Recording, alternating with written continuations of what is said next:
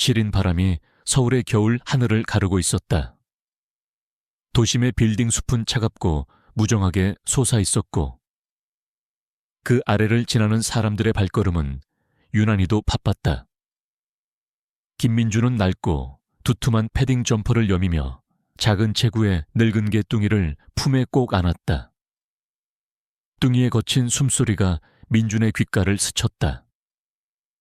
몇 시간 전만 해도 활기 넘치던 뚱이는 이제 축 늘어진 몸으로 민준의 품에 안겨 있었다. 횡단보도를 건너는 그의 발걸음은 절박함으로 가득했다. 그의 눈빛은 흔들리고 있었지만 품속의 뚱이를 향한 그의 온정은 그 어떤 것보다도 강렬했다. 민준은 한때 촉망받는 외과 의사였다. 그의 손은 생명을 살리는데 누구보다 능숙했고 그의 머리는 복잡한 의학 지식으로 가득했다. 그러나 한순간의 비극이 모든 것을 앗아갔다. 끔찍한 교통사고가 그의 아내와 어린 딸의 목숨을 앗아갔고 그 자신은 기적적으로 살아남았지만 깊은 트라우마와 함께 삶의 모든 의욕을 잃었다. 병원 문을 나서던 날, 그는 삶의 의미를 찾지 못했다. 그때 그의 곁을 지켜준 것이 바로 뚱이었다. 사고 현장에서 기적적으로 살아남은 유일한 생명체. 그의 가족이 떠나기 직전 함께했던 마지막 흔적. 뚱이는 그에게 단순한 애완견이 아니었다. 그것은 그의 과거이자 그의 아픔이자 그리고 그의 유일한 현재였다. 뚱이가 없었다면 민주는 아마 진작에 무너졌을 것이다. 뚱이의 눈을 보면 그는 아직 살아있음을 느꼈다. 뚱이의 투박하지만 따뜻한 털을 만지면 그는 아직 사랑할 수 있음을 깨달았다. 하지만 이제 뚱이가 죽어가고 있었다. 며칠 전부터 기침이 잦아들더니 오늘 아침에는 쓰러져 일어나지 못했다. 민주는 필사적으로 돈을 모았지만 그의 주머니 사정은 늘 바닥이었다. 그는 이곳저곳을 수소문한 끝에 서울 강남 한복판에 위치한 라온 동물병원의 문을 두드리기로 했다. 라온 동물병원은 최첨단 시설과 명성 높은 수의사들로 유명했지만 그만큼 진료비도 비쌌다. 하지만 민준에게는 다른 선택지가 없었다. 이곳만이 뚱이를 살릴 수 있는 마지막 희망처럼 보였다. 병원 문이 열리고 민준은 조심스럽게 안으로 들어섰다. 깔끔하고 현대적인 인테리어는 민준의 낡은 옷차림과 극명한 대조를 이루었다. 접수대에는 단정한 유니폼을 입은 여직원이 앉아 있었다. 민준은 어색하게 웃으며 뚱이를 내밀었다. 제 개가 많이 나빠서요. 치료를 좀 부탁드립니다. 직원은 민준의 초라한 행색과 그가 안고 있는 늙고 지저분한 뚱이를 훑어보았다. 그녀의 눈빛에는 미세한 경멸감이 스쳤다. 예약하셨습니까? 그녀의 목소리는 차갑고 기계적이었다. 아니요, 갑자기 아파서요. 급한 상황입니다. 민준의 목소리는 절박했다. 그때 안쪽 진료실 문이 열리며 한 남자가 나왔다. 그는 바로 이 병원의 원장이자 이사회 이사의 아들 한지훈 수의사였다. 훤칠한 키에 세련된 정장 차림, 자신감 넘치는 태도까지. 그는 누가 봐도 성공한 젊은 엘리트였다. 지훈은 민준과 뚱이를 발견하고는 인상을 찌푸렸다. 무슨 일입니까? 지훈의 목소리에는 권위적인 기색이 역력했다. 직원이 빠르게 상황을 설명했다. 예약 없이 오신 분인데 개가 많이 아프다고 하십니다. 지훈은 뚱이를 흘긋 보았다. 뚱이의 털은 엉망이었고 몸에서는 오래된 동물 특유의 냄새가 났다. 지훈은 명품 슈즈를 신은 발을 뚱기에게서 살짝 뒤로 뺐다. 그의 얼굴에는 노골적인 혐오감이 스쳤다. 저런 개는 여기서 받을 수 없습니다. 지훈은 단호하게 말했다. 위생상 문제도 있고 우리 병원은 예약제로 운영됩니다. 그리고 그는 민준의 낡은 옷차림을 위아래로 훑어보았다. 진료비는 감당하실 수 있으시겠습니까? 민준의 얼굴에서 핏기가 가셨다. 돈은 제가 어떻게든 마련하겠습니다. 제발 뚱이를 살려주세요. 얘가 제게 전부입니다. 전부라고요? 지우는 비웃듯 콧방귀를 뀌었다. 개 한 마리에 목숨 거는 사람치고 돈 많은 사람은 못 봤습니다. 우리 병원은 자선병원이 아닙니다. 정식 절차와 비용을 지불할 의사가 없다면 돌아가 주십시오. 시간 낭비입니다. 그의 말은 칼날처럼 민준의 심장을 찔렀다. 민준은 울컥했지만 동시에 어떤 감정의 벽이 그의 마음을 에워쌌다. 그는 더 이상 애원하지 않았다. 대신 그의 눈빛에는 차갑고 깊은 분노가 서렸다. 그것은 과거의 아픔과 현재의 모멸감이 뒤섞인 낯설지만 익숙한 감정이었다. 알겠습니다. 민준은 낮고 가라앉은 목소리로 답했다. 그의 손은 뚱이를 더욱 세게 끌어안았다. 뚱이의 몸은 점점 더 차가워지고 있었다. 민준은 지훈의 눈을 똑바로 응시했다. 그의 눈빛은 무언가를 경고하는 듯했다. 당신은 오늘 한 생명을, 그리고 한 인간의 마지막 희망을 외면했습니다. 언젠가 오늘 이 순간을 후회하게 될 겁니다. 지훈은 민준의 말을 비웃었다. 쓸데없는 소리 마시고 나가주세요. 보안팀 부르기 전에. 민준은 아무 말 없이 병원 문을 나섰다. 그의 등은 꼿꼿했지만 발걸음은 청은망은이었다. 차가운 바람이 다시 그의 얼굴을 때렸고 뚱이의 숨소리는 더욱 희미해졌다. 민준은 이제 정말 혼자가 되었다는 절망감에 휩싸였다. 하지만 동시에 그의 마음속 깊은 곳에서는 무언가가 깨어나고 있었다. 그것은 복수심이었다. 자신을 이렇게 만든 세상에 대한, 그리고 오늘 그에게 마지막 남은 희망마저 짓밟은 한지훈이라는 남자에게 대한. 그의 손에 꽉 쥐어진 뚱이의 털 속에서 묘한 금속감이 느껴졌다. 그것은 뚱이의 목에 걸린 오래되고 빛바랜 펜던트였다. 그의 아내가 딸에게 주려고 했던, 그리고 뚱이가 유일하게 지니고 있는 가족의 흔적. 민준은 차가운 길바닥에 주저앉아 뚱이를 다시 품에 안았다. 뚱이의 몸은 얼음장처럼 차가웠고 미약하던 숨소리마저 잦아들고 있었다. 그의 눈에서는 더 이상 눈물이 나오지 않았다. 대신 그의 심장은 차가운 돌덩이처럼 굳어지는 것 같았다. 그는 뚱이의 작은 몸을 쓰다듬으며 잊고 싶었던 과거의 조각들을 떠올렸다. 그것은 마치 오래된 필름처럼 그의 머릿속을 스쳐 지나갔다. 오래전 민준은 서울의 한 유명 대학병원에서 촉망받는 외과 의사였다. 그의 이름 앞에는 늘 천재라는 수식어가 붙었다. 그는 언제나 환자들에게 최선을 다했고 그의 손길이 닿는 곳마다 기적이 일어났다. 그의 아내 서연은 따뜻하고 현명한 여자였고 그들의 어린 딸 지아는 세상에서 가장 사랑스러운 아이였다. 민준의 삶은 완벽에 가까웠다.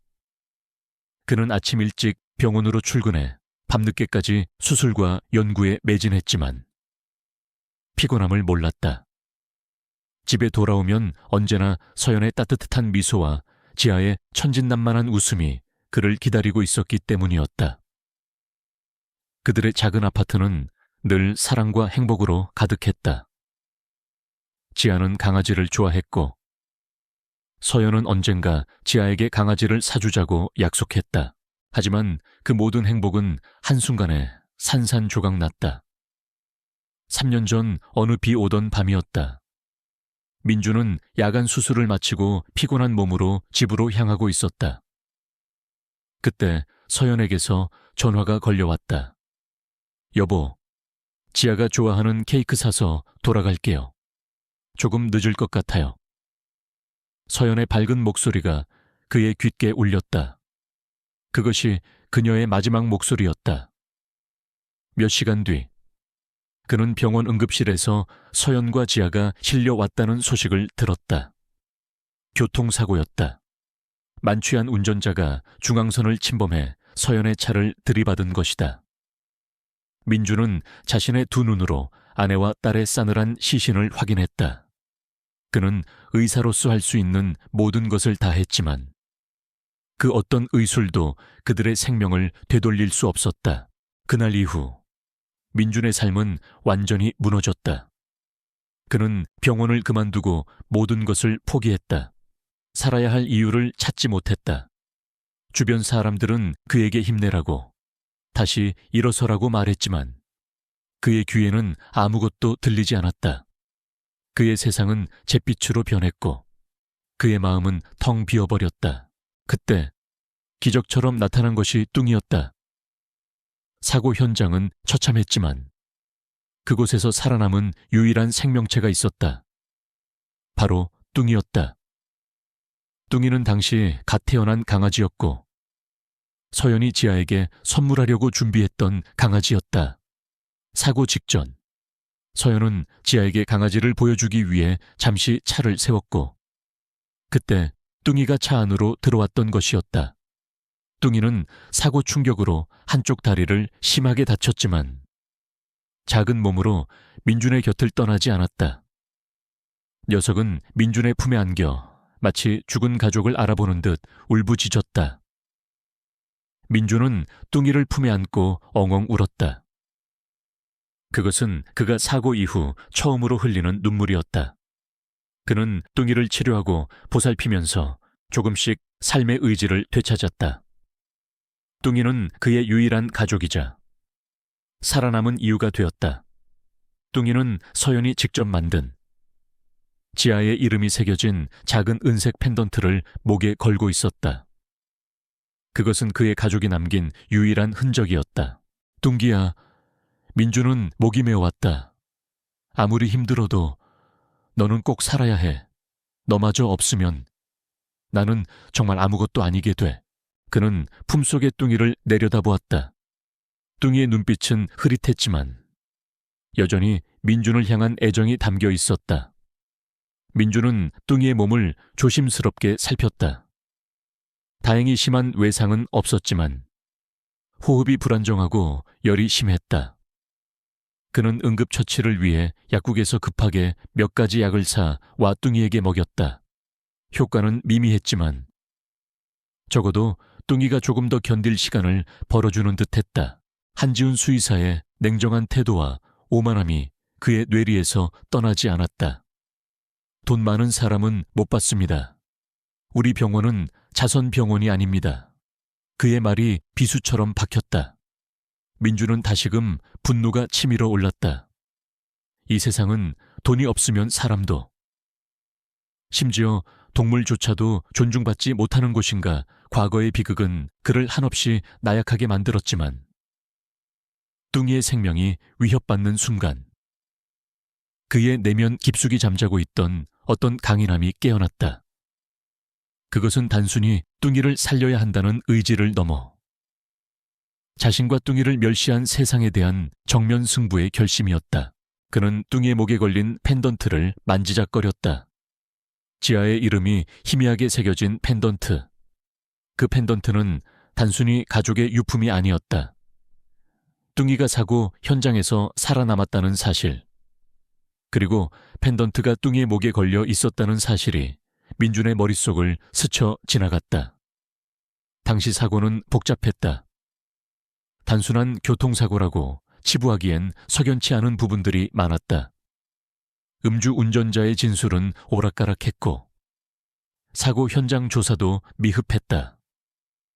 민주는 사고 직후 병원에 실려가 경황이 없어 제대로 따져볼 겨를이 없었다. 하지만 이제 뚱이의 생명이 위협받는 순간 그는 과거의 사건을 다시 파헤쳐야 할 필요성을 느꼈다. 어쩌면 뚱이가, 그리고 이 펜던트가 그날의 진실을 알려줄 열쇠일지도 모른다는 막연한 직감이 들었다. 민주는 뚱이를 조심스럽게 안고 자신의 낡은 월세방으로 돌아왔다. 방은 작고 허름했지만 그에게는 유일한 안식처였다.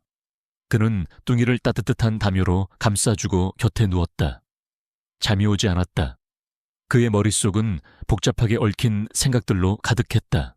한지훈 수의사의 오만함, 뚱이의 위독한 상태, 그리고 3년 전의 비극적인 사고. 모든 것이 퍼즐 조각처럼 흩어져 있었다. 민주는 한숨을 쉬었다. 라운 동물병원, 한지훈. 민주는 중얼거렸다. 내가 반드시 뚱이를 살릴 거야. 그리고 당신이 오늘 나에게 했던 그 몸열감을 반드시 되갚아 줄 거야. 그의 눈빛에는 냉철한 결의가 서렸다. 더 이상 나약한 과거의 민준이 아니었다. 뚱이의 생명을 살리고 숨겨진 진실을 밝히기 위해서라면 그는 그 어떤 위험도 감수할 준비가 되어 있었다. 그는 스마트폰을 꺼내 사고 당시의 뉴스 기사를 검색하기 시작했다. 3년 전, 그 사건은 언론에서 크게 다루어졌지만 얼마 지나지 않아 흐지부지 되었다. 당시 기사들을 다시 훑어보면서 민주는 몇 가지 의문점을 발견했다. 사고를 낸 음주 운전자는 당시 유명 제약회사의 간부였다. 그는 사고 직후 해외로 도피하려 했고 그의 뒤를 봐주는 듯한 거대한 세력이 있다는 소문이 돌았다. 하지만 경찰은 단순 음주운전 사고로 종결했고 운전자는 짧은 형량만 살고 풀려났다. 민주는 그 당시에는 너무나도 큰 슬픔에 잠겨 있어 제대로 파헤칠 생각조차 하지 못했다. 그러나 지금 그는 이 모든 것이 우연이 아니라는 강한 직감을 느꼈다. 특히 그 제약회사의 이름이 그의 눈에 들어왔다. 미래제약. 그리고 미래제약의 회장이 바로 한지훈의 아버지라는 사실이 그의 머릿속을 번개처럼 스쳐 지나갔다. 심장이 쿵 떨어지는 것 같았다. 설마 그럴 리가. 그의 과거의 비극과 현재의 절망이 이토록 잔인하게 얽혀 있을 줄은 상상조차 하지 못했다.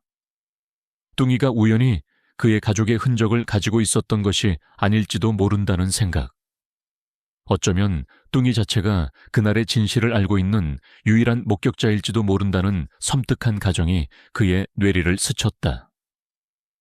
뚱이의 몸에 달린 펜던트가 더욱 의미심장하게 느껴졌다. 민주는 밤새도록 정보를 찾아 헤맸다. 그는 자신이 의사였을 때 얻었던 인맥을 동원해 사건 당시의 기록들을 다시 찾아보고 관련 기사들을 하나하나 분석했다. 그의 뇌는 다시 한번 날카롭게 회전하기 시작했다. 그는 더 이상 비탄에 잠긴 남자가 아니었다. 그는 이제 모든 것을 걸고 진실을 파헤치려는 복수심에 불타는 탐정이었다. 뚱이의 희미한 숨소리가 그의 결심을 더욱 굳건하게 만들었다. 민주는 뚱이의 병실 옆 간이 침대에서 잠 못 이루는 밤을 보냈다. 뚱이는 여전히 위독했지만 어젯밤 그가 발견한 작은 병원에서 응급처치와 기본적인 수액 치료를 받을 수 있었다. 그곳의 늙은 수의사는 민준의 사정을 듣더니 비록 최신 장비는 없지만 정성껏 뚱이를 돌봐주겠다고 했다. 그의 따뜻한 손길에 민준은 잠시나마 위안을 얻었다. 그러나 그의 머릿속은 오직 한 가지 생각으로 가득했다. 미래제약, 그리고 한지훈의 아버지. 민준은 침대에서 일어나 조용히 뚱이의 곁으로 다가갔다. 뚱이의 작은 심장이 미약하게 뛰고 있었다. 민준은 뚱이의 목에 걸린 은색 펜던트를 만지작거렸다. 지아의 이름이 희미하게 새겨진 펜던트. 그는 이 펜던트가 단순한 유품이 아니라는 강한 직감을 느꼈다. 뚱이는 사고 현장에서 살아남은 유일한 생명체였다. 어쩌면 뚱이는 그날의 진실을 알고 있는 유일한 목격자일지도 모른다. 민주는 3년 전 사고 당시의 모든 자료를 다시 긁어 모으기 시작했다. 그는 자신의 과거를 잊고 살려 했기에 그 어떤 자료도 제대로 보관하지 않았다. 하지만 이제 그는 모든 것을 기억해내야 했다. 그는 먼저 온라인을 통해 3년 전 사고 기사들을 다시 검색했다. 당시 언론은 미래제약회 간부 김용호 상무의 음주운전 사고로 대서특필했지만 얼마 지나지 않아 사건은 조용히 묻혔다. 김용호는 집행유예를 선고받고 풀려났으며 그의 배후에는 거대한 세력이 있다는 루머만 무성했다. 민주는 자신의 과거 의사 시절 인맥을 동원하기 시작했다. 그는 한때 자신이 몸담았던 병원의 법무팀에 연락해 당시 사고 기록과 보험 처리 내역을 요청했다. 처음에는 거절당했지만 민주는 집요하게 매달렸다. 단순한 교통사고가 아닙니다.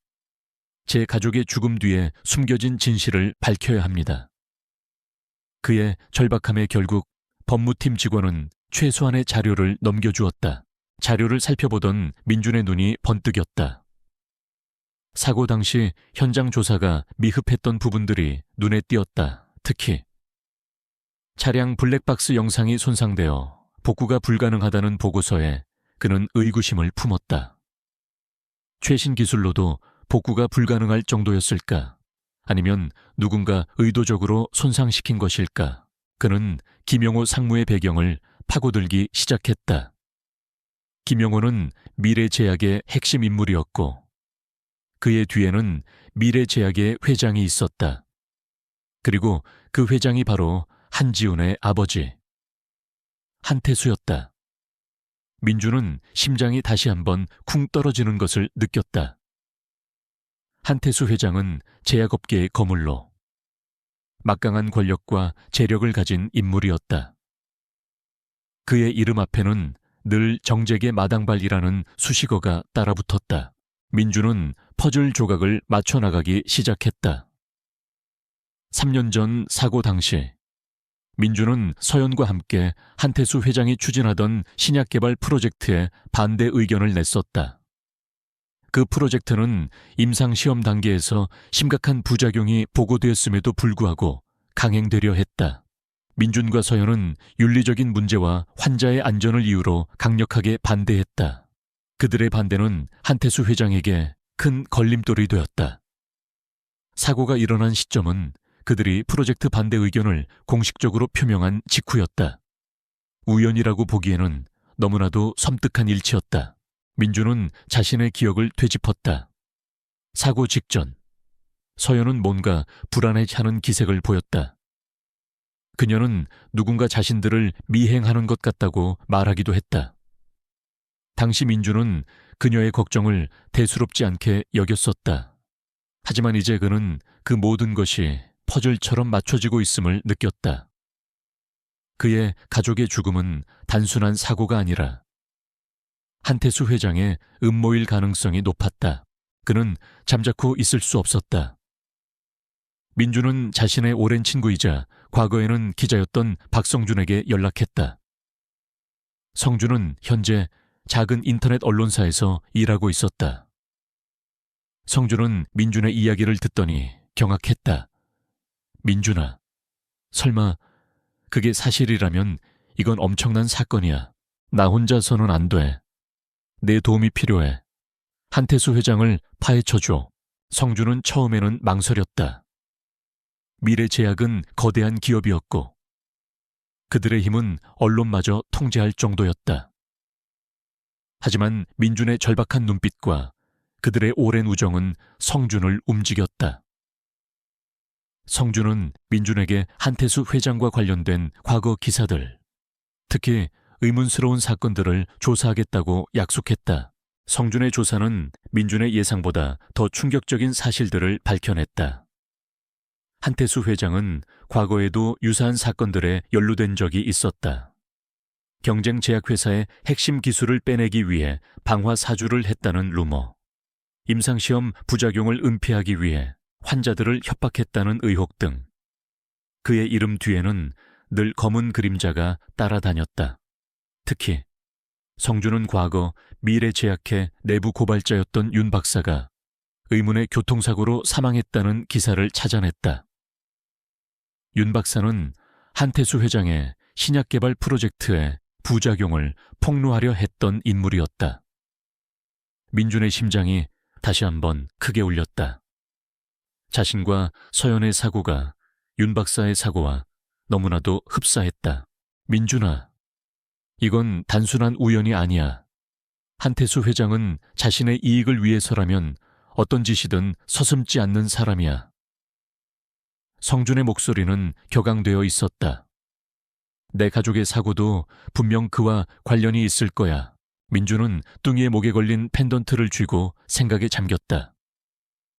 뚱이가 사고 현장에서 살아남은 것은 단순한 우연이 아니었다. 뚱이의 몸에 붙어있던 펜던트. 그것이 바로 진실을 밝힐 열쇠가 될 수 있었다. 펜던트는 지아의 것이었지만 어쩌면 서연이 죽기 직전 어떤 중요한 단서를 펜던트 안에 숨겼을지도 모른다는 막연한 희망이 생겼다. 펜던트는 단순한 기념품이 아니었다. 그것은 그의 가족의 마지막 흔적이자 동시에 그들을 죽음으로 몰고 간 진실을 품고 있는 유일한 증거물일지도 몰랐다. 민주는 펜던트를 자세히 살펴보았다. 육안으로는 특별한 점이 없었다.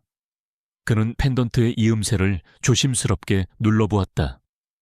작은 틈새가 보였다.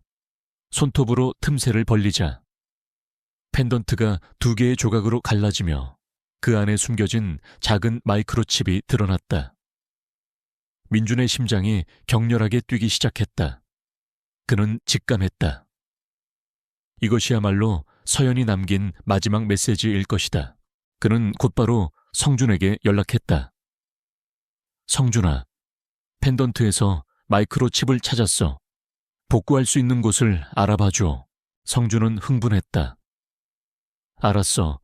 내가 아는 전문가에게 바로 맡겨볼게. 이건 정말 대박이야. 이걸로 한태수 회장의 비리를 전부 밝혀낼 수 있을지도 몰라. 뚱이는 여전히 위독했지만 민준의 마음속에는 희망의 불꽃이 타올랐다.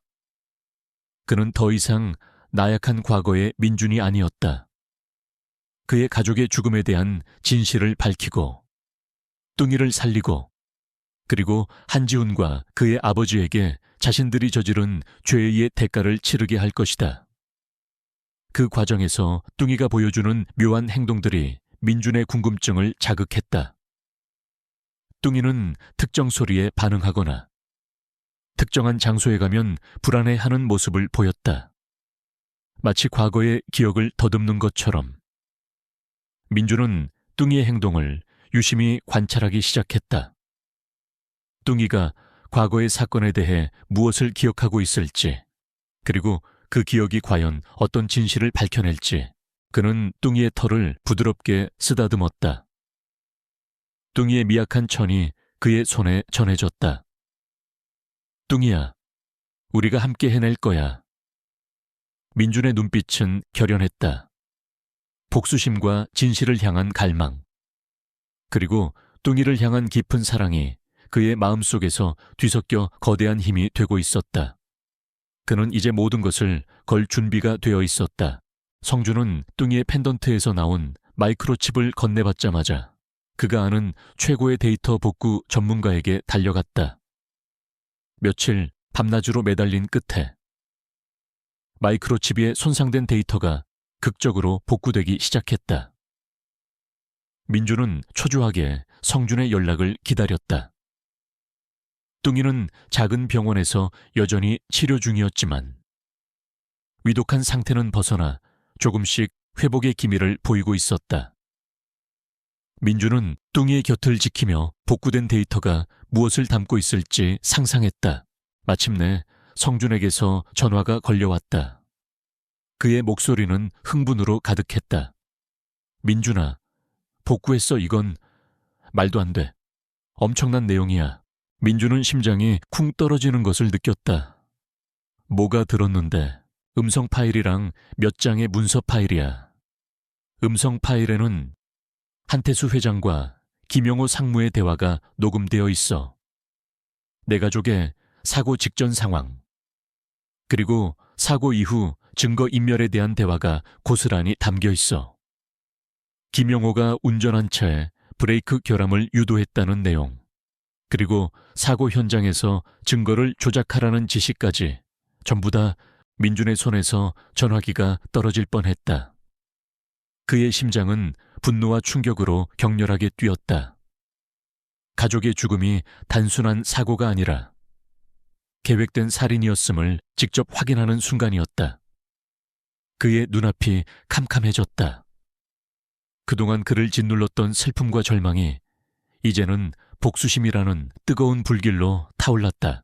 그리고 문서 파일에는 미래 제약의 신약 임상 실험에 대한 조작된 결과 보고서, 그리고 윤 박사의 내부 고발 관련 자료들이 있어. 윤 박사의 사고도 분명 이것과 연관되어 있을 거야. 성주는 덧붙였다. 민주는 그동안 막연하게만 생각했던 음모가 현실로 드러나자 온몸의 피가 차갑게 식는 것을 느꼈다. 그는 한태수 회장이 자신의 이익을 위해 얼마나 잔인하고 비열한 짓을 벌였는지 깨달았다. 그의 가족은 그저 한태수의 성공을 위한 희생양이었던 것이다. 그리고 뚱이는 그 모든 진실을 품고 그의 곁에 있었던 유일한 증인이었다. 이 자료들 세상에 공개할 준비됐어. 성준이 조심스럽게 물었다. 민주는 망설임 없이 대답했다. 당연하지. 이 세상에 한태수 회장의 추악한 민낯을 드러내야 해. 내 가족의 억울한 죽음을 밝혀야 해. 그리고 뚱이가 지킨 이 진실이 헛되지 않도록 해야 해. 민주는 성준과 함께 자료를 분석하며 구체적인 계획을 세우기 시작했다. 그들은 단순히 언론에 공개하는 것을 넘어 한태수 회장이 도망갈 수 없도록 법적 절차와 동시에 사회적 압박을 가하기로 했다. 성준은 자신이 속한 인터넷 언론사를 통해 탐사 보도를 준비했고, 민주는 과거 법조계 지인들을 찾아가 법적 자문을 구했다. 그 과정에서 민주는 뚱이가 보여주었던 묘한 행동들의 의미를 깨달았다. 뚱이는 사고 현장 근처를 지나갈 때마다 극도로 불안해했고, 특정 소리나 냄새에 민감하게 반응했다. 음성 파일에 녹음된 내용 중에는 김영호 상무가 사고 직후 현장에서 한태수 회장에게 상황을 보고하며 그 개새끼가 아직 살아있습니다. 처리해야 합니다. 라고 말하는 부분이 있었다. 뚱이는 사고 현장을 목격했고 어쩌면 그들의 대화까지도 들었을지도 모른다. 뚱이는 단순한 애완견이 아니라 그날의 모든 진실을 알고 있는 살아있는 증인이었다. 펜던트는 뚱이에게 지아의 것이었고 뚱이는 그 펜던트와 함께 가족의 유일한 생존자였다. 펜던트 속에 칩을 숨긴 사람은 서연이었다. 서연은 이미 자신의 죽음을 직감했던 것일까? 민주는 뚱이의 지능과 기억력에 놀라움을 금치 못했다. 뚱이는 마치 민준에게 진실을 알려주려는 듯 의도적으로 특정 행동을 보였던 것이다. 뚱이는 라온 동물병원에서 한지훈 수의사를 만났을 때도 극도로 흥분하고 짖었던 이유가 밝혀졌다. 뚱이는 한지훈이 한태수 회장의 아들이라는 것을 본능적으로 알았을지도 모른다. 혹은 한지훈의 오만하고 비열한 태도가 그의 아버지와 너무나도 닮아 있어 뚱이가 경계심을 보였을 수도 있었다. 민주는 뚱이를 데리고 라온 동물병원 근처를 다시 방문했다. 뚱이는 병원 건물 앞에서 멈춰 서서 잔뜩 경계하는 기색을 보였다. 뚱이의 눈빛에는 두려움과 동시에 분노가 서려 있었다. 뚱이는 그곳에서 어떤 불길한 기운을 느꼈던 것일까? 민주는 뚱이의 반응을 통해 한지훈이 단순히 오만한 의사가 아니라 한태수 회장의 그림자 속에 있는 인물임을 다시금 깨달았다. 이때 라온 동물병원 로비에서 한지훈이 나오는 것을 민준이 발견했다. 지훈은 여전히 깔끔하고 자신감 넘치는 모습이었다. 민준은 지훈을 노려보았다. 지훈은 민준을 알아보지 못하는 듯 했지만 민준의 눈빛은 강렬했다. 민준은 지훈에게 다가가고 싶었지만 성준이 말렸다. 아직은 때가 아니야. 증거가 완벽하게 준비될 때까지 기다려야 해. 민준은 주먹을 꽉 쥐었다. 그들의 대화, 그들의 모든 계획이 이 마이크로칩 안에 담겨 있었다. 그리고 그 칩은 뚱이의 펜던트에 숨겨져 있었다. 뚱이는 그들의 대화, 그들의 모든 움직임을 지켜보았고 그 증거를 그의 목에 걸고 있었다. 뚱이는 이제 단순한 가족의 흔적이 아니라 사건의 핵심 증인이었다. 한태수 회장은 미래제약의 회장으로서 수많은 불법 행위들을 저질렀다. 그는 신약 개발 과정에서 임상시험 데이터를 조작하고 부작용을 은폐하여 수많은 환자들에게 피해를 입혔다. 또한 경쟁사를 제거하기 위해 불법적인 수단을 동원하고 언론을 통제하며 자신의 죄를 은폐해왔다. 그의 영향력은 정재계 전반에 걸쳐 막강했다. 그는 돈과 권력을 이용해 모든 것을 자신의 뜻대로 움직였다. 민주는 뚱이가 기적적으로 살아남은 것에 대해 감사했다. 만약 뚱이가 없었다면, 그리고 펜던트 속에 숨겨진 마이크로칩을 발견하지 못했다면 그의 가족의 죽음은 영원히 미궁 속에 남았을 것이다. 뚱이는 단순히 생명을 유지하는 것을 넘어 민준에게 진실을 밝힐 기회를 주었다. 뚱이의 희미한 숨소리는 민준에게 끊임없이 속삭이는 듯했다. 진실을 밝혀줘. 우리 가족의 억울함을 풀어줘. 민준은 이제 더 이상 잃을 것이 없었다. 그는 과거의 나약한 자신을 버리고 오직 진실과 복수를 향해 나아가기로 결심했다. 그의 눈빛은 차갑고 단호했다. 한태수 회장, 그리고 그의 아들 한지훈. 이 모든 비극의 원흉들을 그는 반드시 심판대에 세울 것이다. 그는 뚱이의 작은 머리를 쓰다듬었다. 뚱이는 이제 조금씩 기운을 차리는 듯했다. 뚱이의 눈을 보면 민주는 가족의 얼굴이 아른거렸다. 뚱이는 그의 유일한 희망이었다. 민주는 뚱이를 치료하는 늙은 수의사에게 고마움을 표했다. 늙은 수의사는 돈보다는 생명을 소중히 여기는 진정한 의사였다. 그는 한지훈과는 너무나도 다른 사람이었다. 민주는 자신에게 다시 의사의 길을 걸을 수 있는 기회가 주어진다면 그 늙은 수의사처럼 생명을 존중하는 의사가 되겠다고 다짐했다. 복구된 음성 파일과 문서 파일은 이제 민준의 손에 있었다. 그는 이것들을 세상에 공개하기 전에 한태수 회장에게 직접 대면하여 그의 죄를 묻고 싶었다. 그것은 단순히 복수를 넘어선 그의 가족에게 바치는 마지막 예의였다. 그는 한태수 회장이 자신의 죄를 인정하고 진심으로 사과할 기회를 주고 싶었다. 비록 그럴 가능성은 희박했지만 민주는 뚱이를 품에 안고 밤거리를 걸었다. 차가운 바람이 불었지만 그의 마음속은 뜨거웠다. 그는 이제 거대한 폭풍의 눈으로 걸어 들어가고 있었다. 그리고 그 폭풍의 끝에는 그가 그렇게도 갈망하던 진실과 정의가 기다리고 있을 것이다. 뚱이의 미약한 천이 그의 품에 스며들며 민주는 자신이 혼자가 아님을 느꼈다. 민주는 복구된 음성 파일과 문서 자료를 손에 든 채 뚱이가 있는 작은 동물병원을 나섰다. 그의 발걸음은 더 이상 방황하지 않았다. 이제는 명확한 목적지가 있었다. 한태수 회장과 한지훈.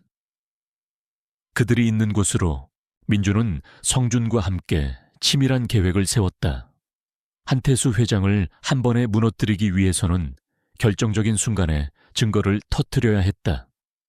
성준은 언론사를 통해 탐사 보도 기사를 작성했고 민주는 과거 법조계 인맥을 통해 익명의 제보 형태로 검찰의 사건을 접수했다.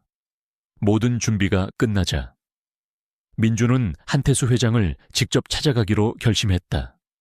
단순히 자료를 넘기는 것을 넘어 그의 가족을 죽음으로 몰아넣은 장본인에게 직접 진실을 마주하게 하고 싶었다.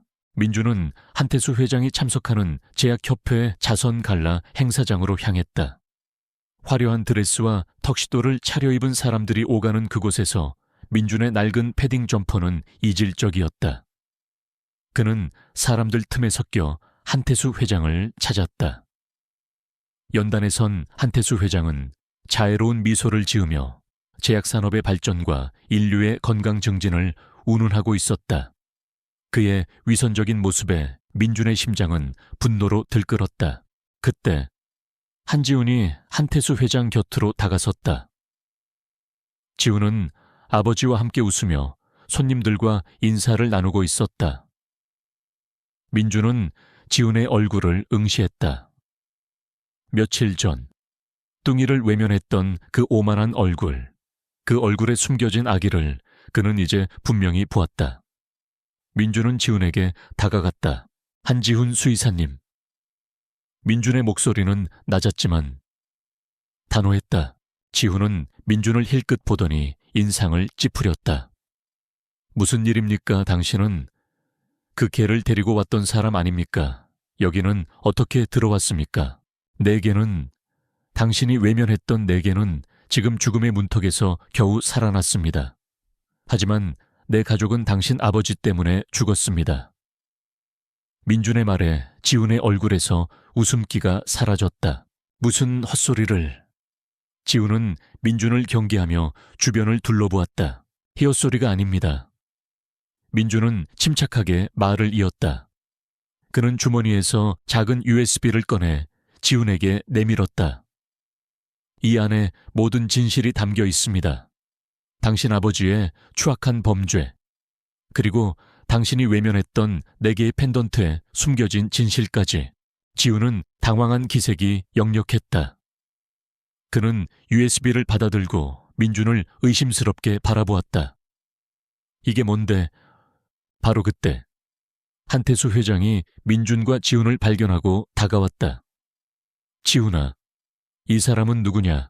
민준은 한태수 회장의 눈을 똑바로 응시했다. 김민준입니다. 3년 전 회장님의 음모로 가족을 잃은 김민준입니다. 한태수 회장의 얼굴은 순식간에 굳어졌다. 그는 민준을 알아본 듯 했다. 그의 눈빛에는 당황스러움과 함께 섬뜩한 살기가 스쳤다. 무슨 헛소리냐? 당장 이 사람을 끌어내. 보안 요원들이 민준에게 달려들었다. 하지만 민준은 흔들림 없었다. 회장님, 진실은 언젠가 드러나게 되어 있습니다. 당신이 저지른 죄는 반드시 대가를 치르게 될 것입니다.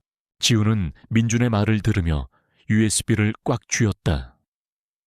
그의 표정은 혼란스러웠다. 아버지의 강경한 태도, 그리고 민준의 비장한 눈빛, 그의 머릿속은 복잡하게 얽혔다.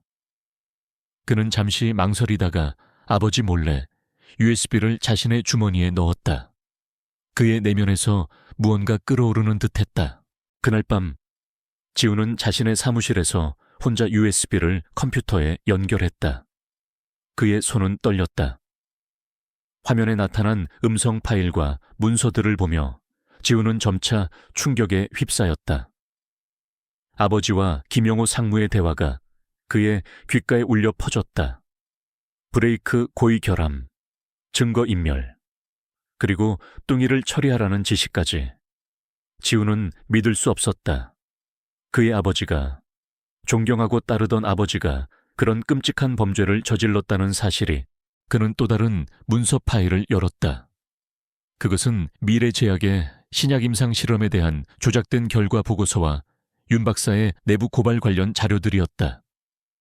윤 박사가 자신과 같은 수의사였다는 사실에 지훈은 더욱 큰 충격을 받았다.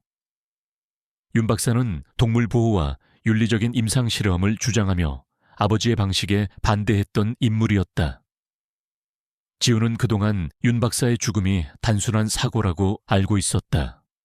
하지만 자료는 윤 박사의 죽음 또한 아버지의 음모에 의한 것임을 암시하고 있었다. 지훈은 지난날 자신이 외면했던 민준과 뚱이의 모습이 떠올랐다. 개 한 마리에 목숨 거는 사람치고 돈 많은 사람은 못 봤습니다. 그가 내뱉었던 오만한 말들이 비수처럼 그의 심장을 찔렀다. 그는 돈과 명예만을 쫓으며 가장 중요한 가치를 잊고 살았던 자신을 저주했다.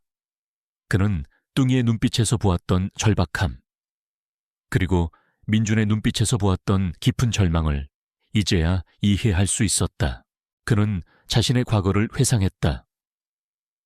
플래시백 지우는 어릴 적부터 동물을 사랑하는 아이였다. 그는 아픈 길고양이를 몰래 데려와 치료해 주었고 부모님에게 수의사가 되겠다고 말했다. 그의 아버지는 처음에는 탐탁지 않아 했지만 지훈이 명문대에 진학하고 뛰어난 성적을 보이자 그를 전폭적으로 지지했다. 하지만 아버지의 지지는 언제나 성공이라는 조건이 붙었다. 그는 지훈에게 최고의 수의사가 되어 라운 동물병원을 대한민국 최고의 병원으로 만들라고 강요했다. 지훈은 아버지의 기대에 부응하기 위해 끊임없이 노력했고 그 과정에서 돈과 명예가 최고의 가치라고 여기게 되었다. 그는 점차 동물을 사랑했던 순수한 마음을 잃어갔다. 돈 없는 환자는 무시하고 비싼 진료비를 요구하는 오만한 의사가 되었다. 한태수 회장이 어린 지훈에게 엄하게 말하는 장면이 스쳐 지나갔다. 세상은 돈과 권력으로 움직이는 거야. 감상적인 생각은 버려야 해. 강해져야 살아남을 수 있다. 그 말들은 지훈의 무의식에 깊이 박혔고 그를 지금의 오만한 모습으로 만들었다. 하지만 지금 그 말들이 얼마나 잔인하고 잘못된 것이었는지 깨달았다. 지훈은 USB를 든 채 자신의 아버지를 찾아갔다. 한태수 회장은 서재에서 와인을 마시고 있었다. 지훈아, 그 남자와 무슨 이야기를 했는지 모르겠지만 쓸데없는 소리 듣지 마라. 아버지, 지훈의 목소리는 떨렸다. 이게 다 사실입니까? 김민준 씨의 가족 사고, 윤 박사님의 죽음, 전부 다 아버지의 짓입니까? 한태수 회장의 얼굴에서 미소가 사라졌다. 그의 눈빛은 차갑게 얼어붙었다. 네가 감히 지금 나를 의심하는 거냐? 쓸데없는 호기심은 버려라. 다 너를 위해서였다. 저를 위해서요. 제게는 이런 거짓된 성공은 필요 없습니다. 저는 당신의 탐욕 때문에 죄 없는 사람들이 죽어가는 것을 원치 않습니다. 지훈은 아버지에게 USB를 내밀었다. 이 안에 모든 진실이 담겨 있습니다. 더 이상 숨길 수 없습니다. 아버지, 한태수 회장은 분노에 찬 얼굴로 USB를 빼앗아 바닥에 던져 박살냈다. 이까짓 증거 쪼가리로 나를 무너뜨릴 수 있을 것 같으냐? 어리석은 놈 네가 지금 누구 편에 서 있는지 명심해라. 하지만 지훈은 더 이상 흔들리지 않았다. 그는 이미 USB를 복사해 두었다. 그의 눈빛은 결연했다. 저는 진실의 편에 설 것입니다. 아버지, 그리고 제 양심의 편에 설 것입니다. 그의 말을 들은 한태수 회장은 지훈의 뺨을 때렸다. 나가 당장 내 눈앞에서 사라져. 지훈은 뺨을 부여잡고 서재를 나섰다. 그의 마음은 아팠지만 동시에 전례 없는 평화를 느꼈다. 그는 이제 더 이상 아버지의 꼭두각시가 아니었다. 그는 진실을 위해 싸울 준비가 되어 있었다. 그의 머릿속에는 뚱이의 간절한 눈빛과 민준의 고통스러운 표정이 맴돌았다. 그는 이제 자신의 죄를 속죄하고 그들을 위해 싸워야 했다. 지훈은 곧바로 민준에게 연락했다. 김민준 씨, 제가 도와드리겠습니다. 모든 것을 바로잡겠습니다. 그의 목소리에는 후회와 함께 강한 결의가 담겨 있었다. 민준은 지훈의 변화에 놀랐지만 동시에 어떤 희망을 보았다. 거대한 복수심의 불길 속에서 예상치 못한 동맹이 맺어지는 순간이었다. 한지훈의 전화는 민준에게 예상치 못한 것이었다. 그는 지훈이 자신의 아버지 편에 서서 모든 진실을 은폐하려 들 것이라고 생각했다. 하지만 지훈의 목소리에는 진심 어린 후회와 함께 강한 결의가 담겨 있었다. 민준은 잠시 망설였지만 그의 진정성을 믿어보기로 했다. 뚱이의 생명이 경각에 달렸을 때 그를 외면했던 한지훈이 이제 그의 가족의 억울함을 풀기 위해 손을 내밀고 있었다. 아이러니했지만 동시에 희망의 불꽃이 피어나는 순간이었다. 민준과 지우는 한 작은 카페에서 만났다. 어색한 침묵이 흘렀다. 먼저 입을 연 것은 지훈이었다. 그의 얼굴에는 피곤함과 함께 깊은 죄책감이 서려 있었다. 김민준 씨, 정말 죄송합니다. 그날 라온 동물병원에서 당신과 뚱이를 외면했던 저의 오만함과 어리석음을 용서해 주십시오. 저는 당신이 준 USB를 보고 모든 것을 알게 되었습니다. 아버지가 저지른 끔찍한 일들, 제 눈으로 직접 확인했습니다. 지훈의 목소리는 떨렸다. 제가 너무나도 어리석었습니다. 돈과 명예에 눈이 멀어 가장 소중한 가치를 잊고 살았습니다. 민주는 지훈의 눈을 응시했다. 그의 눈에는 진실된 고뇌가 담겨 있었다. 당신이 후회한다는 것을 믿습니다. 하지만 중요한 것은 당신이 이제 무엇을 할 것인가입니다. 네, 저는 아버지의 죄를 밝히는데 모든 것을 걸겠습니다. 그리고 뚱이를 치료하겠습니다. 어떤 대가를 치르더라도 뚱이를 건강하게 돌려드리겠습니다. 지훈의 목소리는 단호했다. 그는 뚱이가 입원해 있는 작은 동물병원으로 민준과 함께 가겠다고 했다. 라온 동물병원장 한지훈은 뚱이가 있는 허름한 동물병원을 찾았다. 뚱이는 아직 기력이 없었지만 민준이 곁에 있자 불안감을 덜었다. 늙은 수의사는 지훈을 보고 깜짝 놀랐다. 명성 높은 라온 동물병원의 원장이 이런 작은 병원에 올 줄은 상상도 못했던 것이다. 지훈은 뚱이를 조심스럽게 진찰했다. 그의 손길은 처음 만났을 때와는 확연히 달랐다. 이전에는 뚱이를 역겨워하는 듯 했지만 이제는 뚱이의 작은 몸을 어루만지는 그의 손끝에서 진심 어린 애정이 느껴졌다. 그는 뚱이의 상태를 면밀히 살피고 여러 가지 검사를 지시했다. 뚱이는 심한 영양실조와 폐렴을 앓고 있습니다. 하지만 충분히 회복 가능합니다. 제 모든 의술과 이 병원의 모든 자원을 동원해 뚱이를 살리겠습니다. 지훈의 목소리에는 강한 책임감이 담겨 있었다. 그는 즉시 자신의 병원에 연락해 뚱이를 위한 최고급 영양제와 약품을 보내도록 지시했다. 그는 또한 뚱이의 치료를 위해 자신의 모든 스케줄을 취소하고 이 작은 병원에서 밤샘 간호를 자처했다. 민주는 지훈의 변화를 보며 복잡한 심경에 잠겼다. 한때 자신을 절망에 빠뜨렸던 그 남자가 이제는 자신의 가장 소중한 친구를 살리기 위해 헌신하고 있었다. 지훈의 행동은 단순한 죄책감 때문이 아니었다. 그는 진심으로 자신의 잘못을 뉘우치고 생명의 소중함을 다시 깨달은 듯했다. 지훈은 뚱이를 치료하는 과정에서 과거의 자신을 돌아보았다. 플래시백 어릴 적. 지훈에게는 하트라는 이름의 유기견이 있었다. 하트는 지훈의 유일한 친구였다. 지훈은 하트와 함께 뛰어놀며 행복한 시간을 보냈다. 하지만 그의 아버지는 하트를 못마땅하게 여겼다. 걔가 너에게 무슨 도움이 되느냐. 쓸데없는 감상에 빠지지 마라. 성공만이 내게 필요한 것이다. 결국 아버지는 몰래 하트를 유기했고 지훈은 크게 상심했다.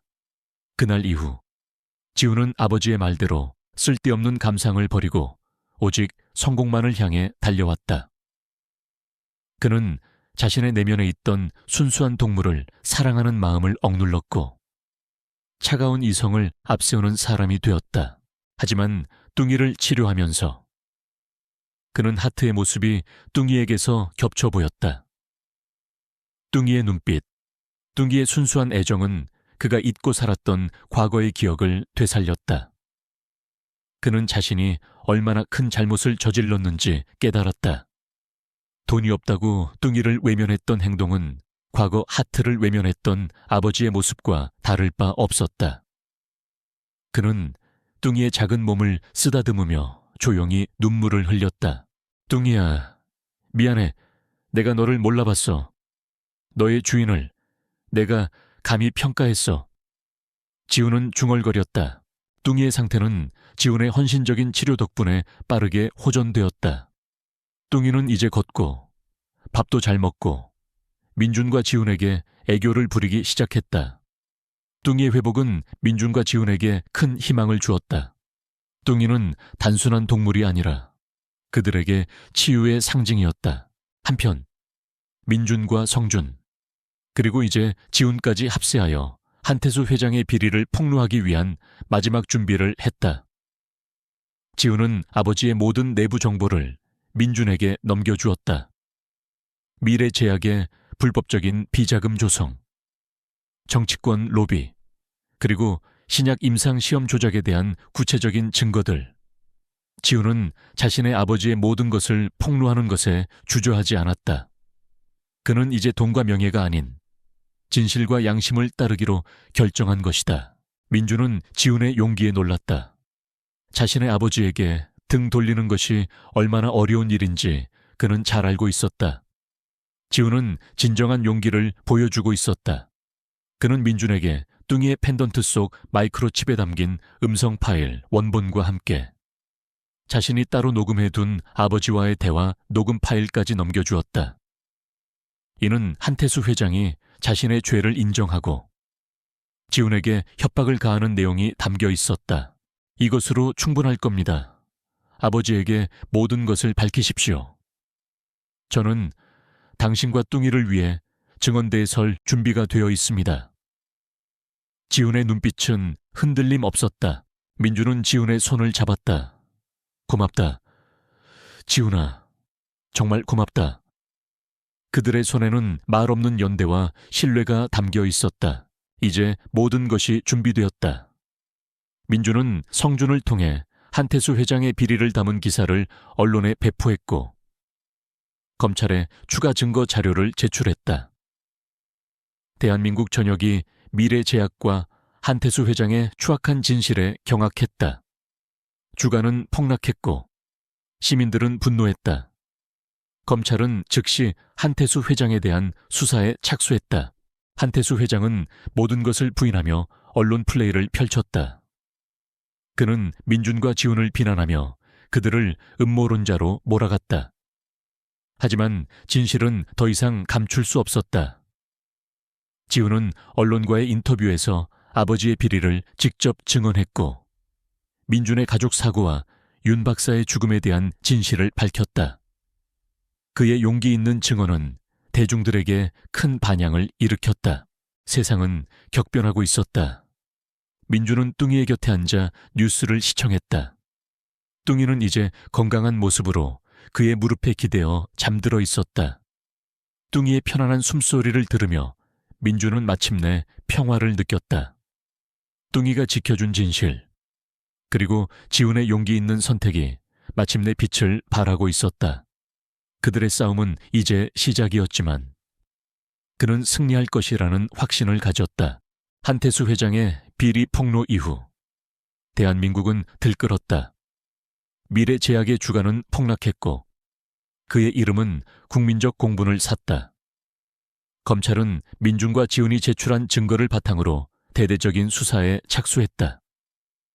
한태수 회장은 모든 혐의를 부인하며 법적 대응을 시사했지만 여론은 이미 그에게 등을 돌렸다. 공판은 시작되었고 언론의 뜨거운 관심 속에 진행되었다. 재판정은 사람들로 가득 찼고 수많은 카메라 플래시가 터졌다. 민준은 증인석에 앉아 3년 전 그날의 비극을 담담하게 증언했다. 그의 목소리에는 슬픔과 함께 진실을 밝히고자 하는 강한 의지가 담겨 있었다.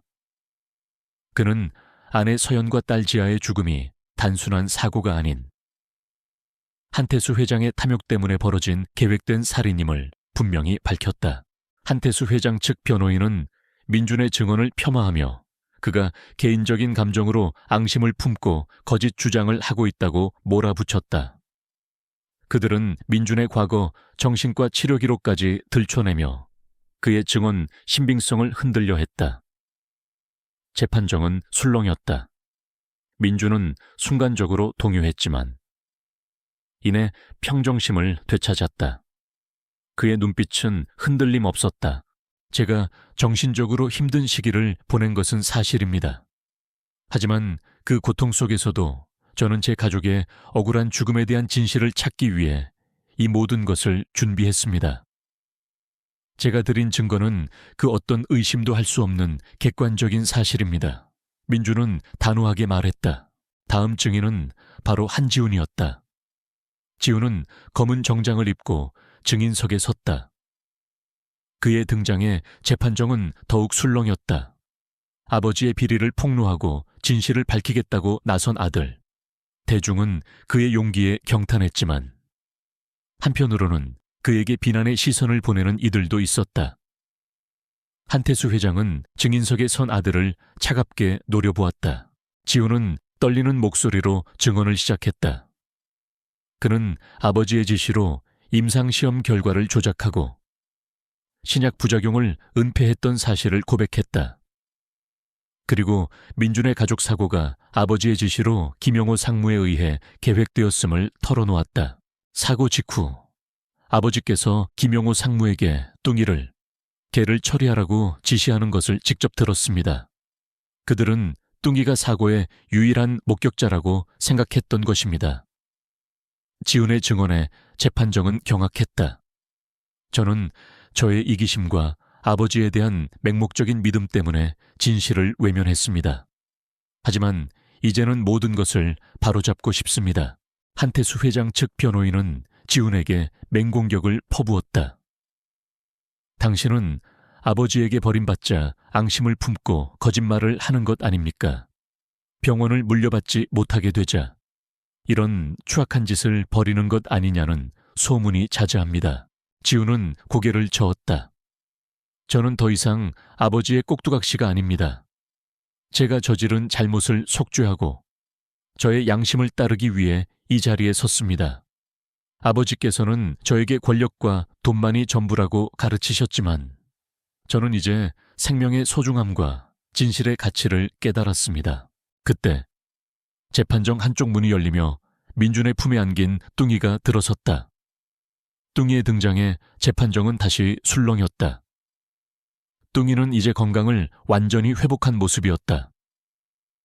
민준은 뚱이를 안고 증인석 옆으로 다가섰다.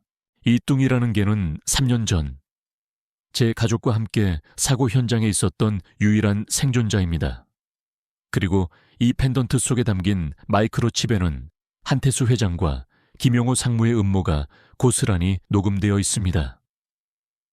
민주는 뚱이의 목에 걸린 펜던트를 들어보였다. 뚱이는 단순한 애완견이 아니라 이 사건의 살아있는 증인입니다. 검찰 측은 뚱이의 펜던트에서 복구된 음성 파일을 재판정에서 재생했다. 한태수 회장과 김영호 상무의 목소리가 재판정을 가득 채웠다. 그들의 대화는 너무나도 명확했다. 브레이크 조작 지시, 증거 인멸 계획, 그리고 뚱이를 처리하라는 지시까지 모든 것이 백일에 드러났다. 한태수 회장의 얼굴은 창백하게 질렸고 그의 눈빛은 극도의 분노와 당황으로 흔들렸다. 바로 그때였다. 갑자기 재판정 한 구석에서 경비원이 총을 꺼내 들었다. 움직이지 마. 모두 그대로 있어. 그것은 한태수 회장이 사주한 청부업자였다.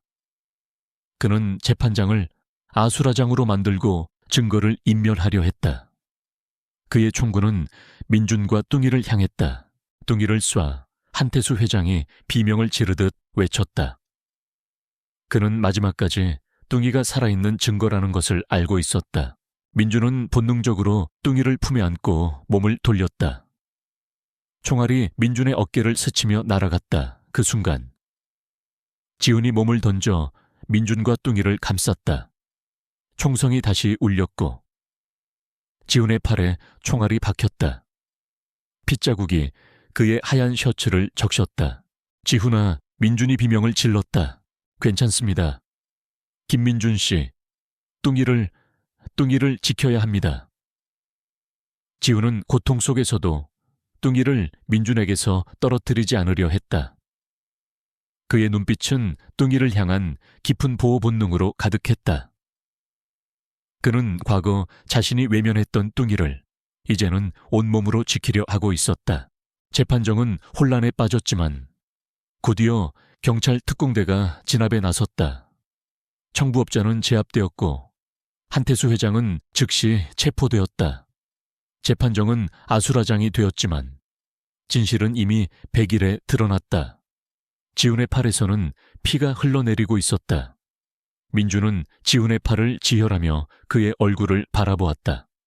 지훈의 눈에는 더 이상 오만함이나 냉정함은 없었다. 오직 후회와 속죄, 그리고 진정한 의사의 사명감이 가득했다. 뚱이는 지훈의 피냄새를 맡고 불안하게 낑낑거렸다. 뚱이는 지훈의 상처를 핥으려 했다. 마치 자신의 생명을 구해준 은인에게 고마움을 표하듯, 그리고 그를 위로하듯. 뚱이의 눈빛은 민준의 마음을 울렸다. 뚱이는 그저 동물이 아니었다. 녀석은 사건의 시작이자 진실을 밝히는 중요한 열쇠였고, 이제는 이들에게 새로운 생명을 불어넣는 치유의 존재가 되었다. 지훈은 응급처치를 받은 후 병원으로 옮겨졌다. 민주는 뚱이와 함께 지훈을 따라갔다. 지훈은 수술을 받아야 했지만 그의 표정은 평온했다. 김민준 씨, 이제 모든 것이 제대로 될 겁니다. 민주는 지훈의 손을 잡았다. 그래, 이제 시작이야. 너는 진정한 수의사가 될 거야. 그날 이후 한태수 회장의 모든 비리는 철저히 조사되었고 그는 법의 심판을 받게 되었다. 미래제약은 회생불능의 상황에 처했고 그의 이름은 탐욕과 부패의 상징이 되었다. 김용호 상무를 비롯한 공범들 또한 모두 체포되어 처벌을 받았다. 공권력에 의해 자행되었던 과거의 불의가 마침내 바로잡히는 순간이었다. 민준의 가족의 죽음은 단순한 사고가 아닌 계획된 살인으로 재조명되었다. 언론은 민준의 용기와 지훈의 고백에 찬사를 보냈다. 뚱이는 이제 단순한 애완견이 아니라 정의를 실현하는 데 결정적인 역할을 한 영웅적인 존재로 사람들의 기억 속에 남았다. 뚱이의 이야기는 희망과 치유의 상징이 되었다. 시간은 흘렀고 상처는 아물었지만 기억은 선명하게 남았다. 한태수 회장의 재판은 대중의 뜨거운 관심 속에 진행되었고 모든 증거와 증언이 그의 죄를 명백하게 드러냈다.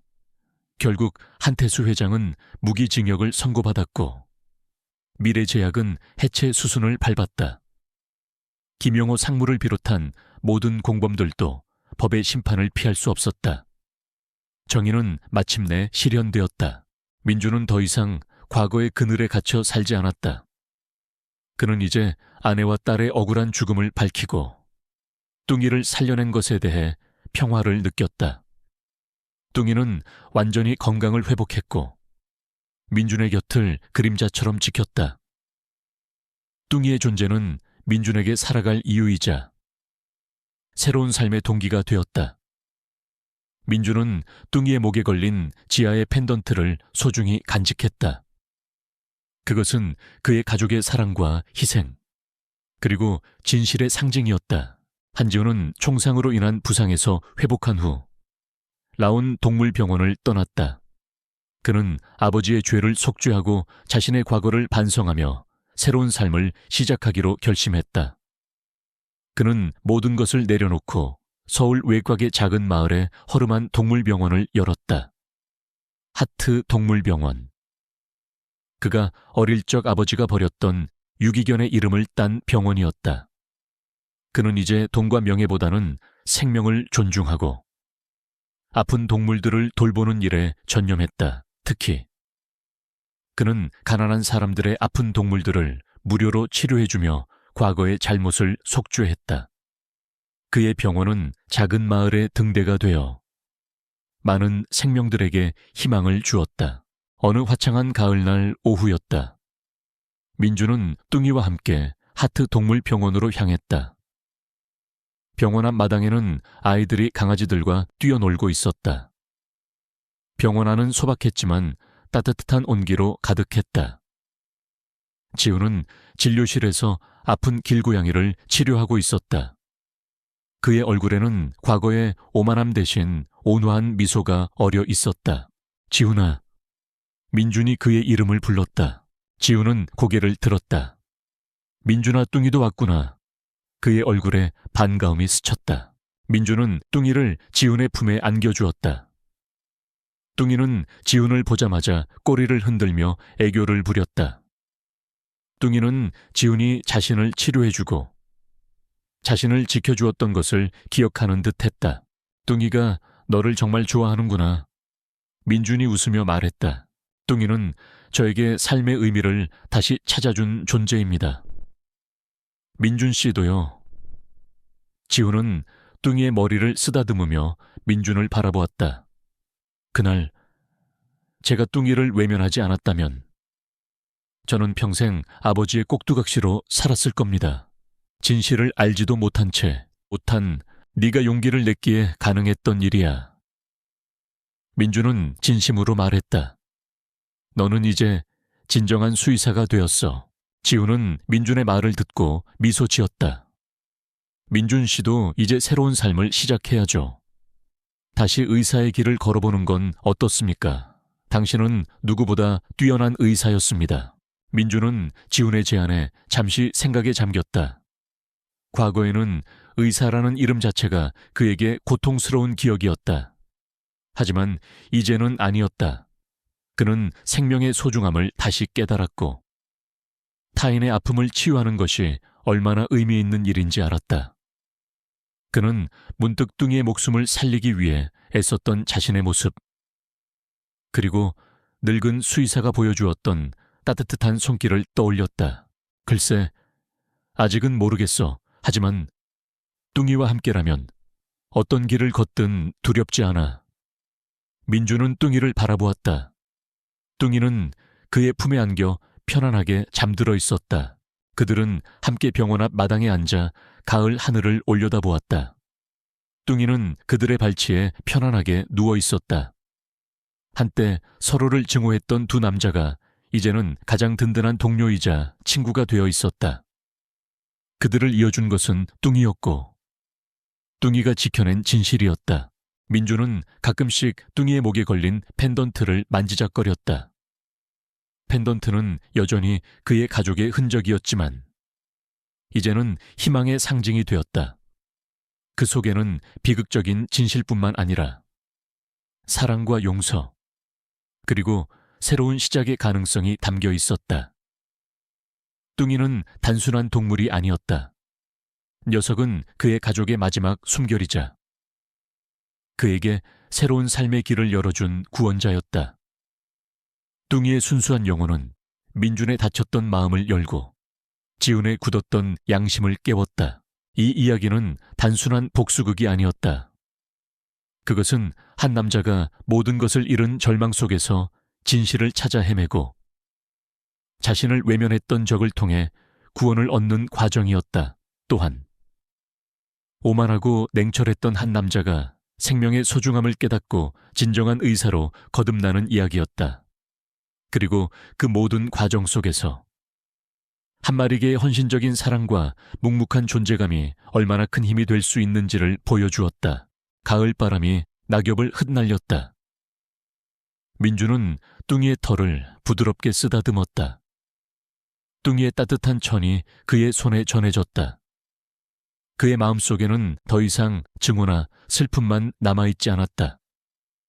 대신 평온함과 감사함, 그리고 미래에 대한 희망이 가득했다. 그의 곁에는 뚱이가, 그리고 그를 이해하고 지지해주는 지훈이 있었다. 그들은 함께 아픔을 극복하고 새로운 시작을 향해 나아가고 있었다. 뚱이의 이야기는 영원히 그들의 가슴 속에 살아 숨 쉴 것이다.